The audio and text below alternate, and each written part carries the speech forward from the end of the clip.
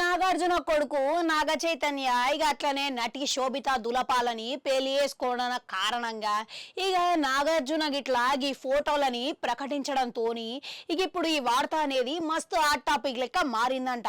ఇక అంతేకాదు ఈ సందర్భంగా సమంత పేరు మళ్ళసారి వార్తలకు నిలుస్తుండడం కూడా ఆసక్తికరంగా మారింది అని అంటున్నారు. ఎందుకనంటే శోభిత చెల్లెలే సమంత అనుకుంటా ప్రచారాలు అయితే జరుగుతున్నాయంట. ఎందుకనంటే ఇక గతంలో సమంత మొదటి పెళ్లి చేసుకున్న నాగ చైతన్య గా సమంత గీ సమంత ఒకరు కాదంట. ఇక సింపుల్ గా చెప్పాలనంటే శోభితకి ఒక చెల్లెలు ఉన్నదంట. ఇక ఆమె పేరు గిట్లా సమంత అంట. ఇక దీనికి కారణంగా చాలా మంది ఈ వార్తని చెప్పే విషయాల్లో ఇక అటు ఇటు చేసి వార్తలలో రాయడం వల్ల సోషల్ మీడియాలో కొంతమంది ఇట్లా తప్పుడు ప్రచారం చేయడంతో ఇక అటు ఇటు తిప్పి రాసడంతో ఇక అసలు సూటిగా చెప్పకుండా పలు రకాలుగా ఇక అటు ఇటు తిప్పి చెప్పడం వల్ల చాలా మందికి ఈ విషయం మీద కన్ఫ్యూజన్ ఏర్పడిందంట.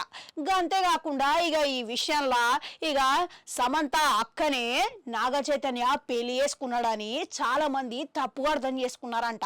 ఇక నిజానికి చూసుకుంటే సమంత అయితే తమిళ అమ్మాయి, ఇప్పుడు శోభితను చూసుకుంటే ఈమె అచ్చ తెలుగు అమ్మాయి అంట.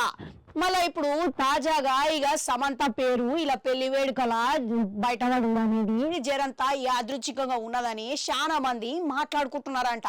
ఇక అంతేకాదు గతంలో నాగ చైతన్య చెప్పిన ఓ డైలాగు ఓ సైన్యాలకు ఇప్పుడు వైరల్ అవుతున్నదంట. అదేందనంటే నీ జీవితంలోకి ఎస్ అనే అమ్మాయి పేరుతోనే నీ జీవితంలో అడుగు పెడతారు ఇక అనుకుంటా జాతకంలో ఉన్నది అని గది నువ్వే అనుకుంటా నాగ చైతన్య చెప్పిన డైలాగు ఆ వీడియో ఇప్పుడు మస్తుగా వైరల్ గా మారుతున్నదంట.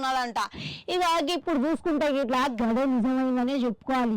ఎందుకనంటే గతంలో సమంత పేరులా మొదటి అక్షరం గిట్లా ఎస్తోనే మొదలు పెడతాది.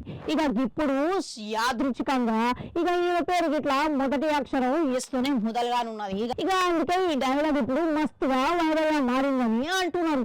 ఏదేమైనా సరే గానీ ఇప్పుడు ఈయన పెళ్లి కారణంగా సమంత గిట్లా మస్తుగా ట్రెండ్ అవుతున్నదని చెప్పుకోవచ్చు. ఇక మొత్తం మీద మీరు అర్థం చేసుకోవాల్సినది ఏంటి అంటే తిమ్మిని బొమ్మని చేయొచ్చు, బొమ్మని తిమ్మిని చేయొచ్చు. అందువల్లనే ఇక ఎట్లా పడితే అట్లా వార్తలు తారుమారు చేస్తే గట్లనే అవుతుందని కోరుకుంటా. ఇక ఇటువంటివి చేయకుండా ఇక ఏ విషయమైనా కానీ సూటిగా చెప్పాలని కోరుకుంటా. మళ్ళా కలుద్దాం.